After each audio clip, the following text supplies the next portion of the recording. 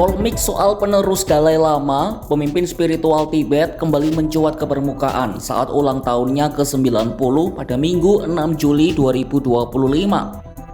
Urusan mengenai sosok penerus Dalai Lama menimbulkan kontroversi antara Cina dan India. Dalai Lama sudah memastikan reinkarnasinya hanya bisa ditentukan oleh lembaganya tanpa campur tangan pihak luar, seperti tradisi yang sudah turun-temurun terjadi.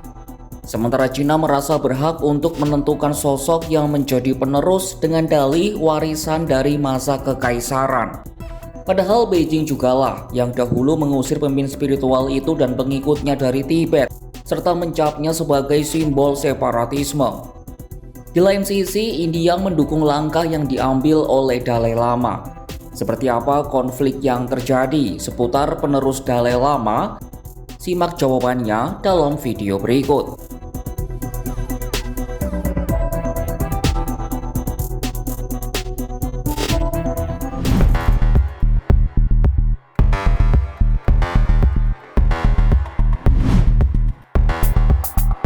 Sebelum masuk lebih jauh, mungkin sahabat Kompas.com masih asing dengan sosok Dalai Lama dan kenapa hubungannya begitu buruk dengan Cina. Untuk memahami ini, kita perlu kembali ke tahun 1950. Kala itu tentara Cina menginvasi dan mengambil alih kendali wilayah otonom Tibet.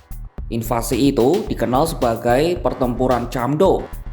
Mengutip laporan The Guardian, warga Tibet lalu melakukan pemberontakan pada 1959 tetapi gagal. Cina lalu mengancam akan menangkap Dalai Lama yang bertindak sebagai pemimpin agama dan politik. Ancaman itu maksanya pergi melintasi Himalaya bersama sejumlah pengikutnya untuk mengasingkan diri ke India. Dalai Lama lalu bertemu dengan Perdana Menteri India saat itu, Jawaharlal Nehru, yang mengizinkannya untuk tinggal di sana.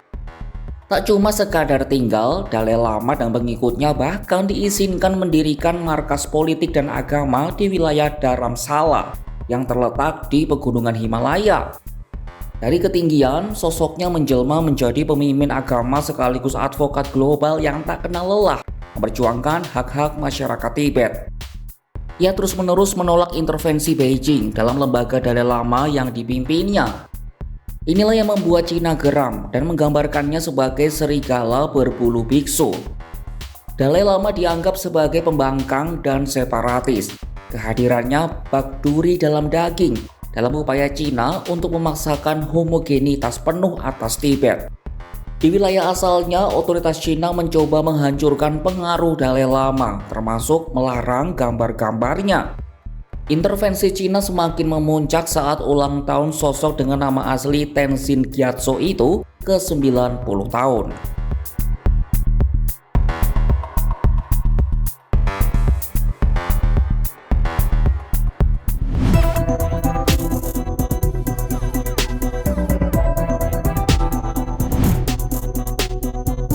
Sesuai dengan tradisi turun-temurun, Dalai Lama dipercaya akan bereinkarnasi sebagai pemimpin spiritual berikutnya. Pencarian reinkarnasi akan dimulai setelah kematian Dalai Lama sebelumnya. Jika sosok penerus masih bayi, akan ada jeda selama 2 dekade untuk mempersiapkan sang penerus sampai ia siap untuk memimpin. Nah, sosok penerus inilah yang jadi masalah. Dalai Lama pada Rabu 2 Juli 2025 menyatakan orang atau sosok penggantinya akan lahir di luar Cina. Menurutnya hanya Gaiden Podrang Trust yang memiliki kewenangan tunggal untuk mengakui reinkarnasinya di masa mendatang. Gaiden Podrang Trust adalah yayasan yang terdaftar pada tahun 2011 di kota Dharamsala, India Utara, lokasi markas dari Dalai Lama. Dalai Lama, biksu senior Samdong Rinpoche, dan para pembantu dekat yang bekerja di kantor Dalai Lama adalah sebagian anggota dari organisasi ini. Sosok kelahiran 6 Juli 1935 itu dengan tegas menolak keterlibatan Cina dalam memilih sosok yang akan menggantikannya sebagai pemimpin spiritual umat Buddha Tibet. Sebelumnya, Beijing menyebut hanya mereka yang memiliki hak tunggal untuk memilih Dalai Lama berikutnya. Beijing diprediksi akan memilih sosok yang setia kepada pemerintah dan dapat mendukung upaya untuk memastikan kontrol yang lebih ketat atas Tibet. Dalai Lama mengungkap bahwa selama 14 tahun ia menerima permohonan dari komunitas diaspora Tibet agar tradisi dalam lembaganya terus dilanjutkan. Untuk itu Dalai Lama pun menegaskan bahwa lembaganya akan tetap berlanjut usai kematiannya.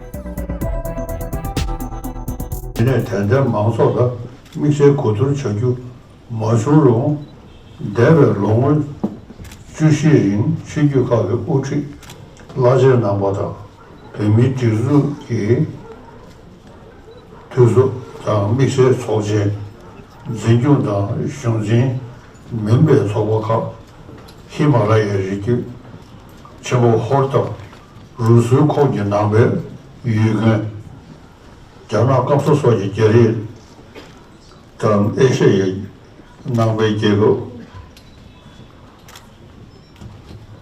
카게 되는 메마세네 타랑게 영어군지 균디 그베 문지 균자다 저지 이도 네 슈그 나고 좋아다 하고 시를 비미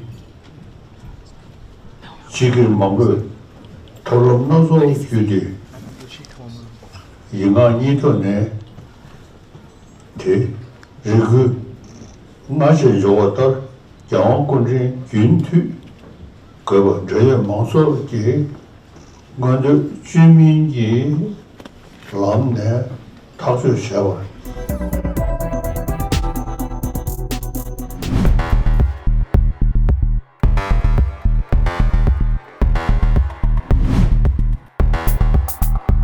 Dalai Lama ke-14 ogah menerima usulan Dalai Lama versi Beijing.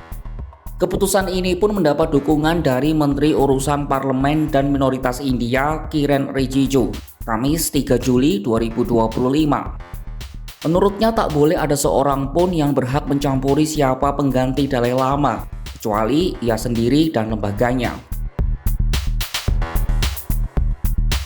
Rijiju yang juga seorang pemeluk agama Buddha berpendapat para pengikut Dalai Lama di seluruh dunia juga berpandangan serupa. Sontak tanggapan India ini mendapat respon keras dari negeri tirai bambu. Juru bicara Kementerian Luar Negeri Cina Mao Ning memperingatkan India untuk tidak mencampuri urusan dalam negeri Cina, Jumat 4 Juli 2025.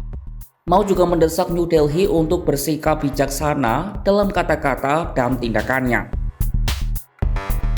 我们希望印方充分认识到摄藏问题的高度敏感性，认清14世达赖的反华分裂本质，恪守在摄藏问题上的承诺，谨言慎行，停止利用摄藏问题干涉中国内政，避免影响中印关系的改善和发展。 Sementara pihaknya tidak menanggapi permintaan komentar tentang rencana suksesi Dalai Lama.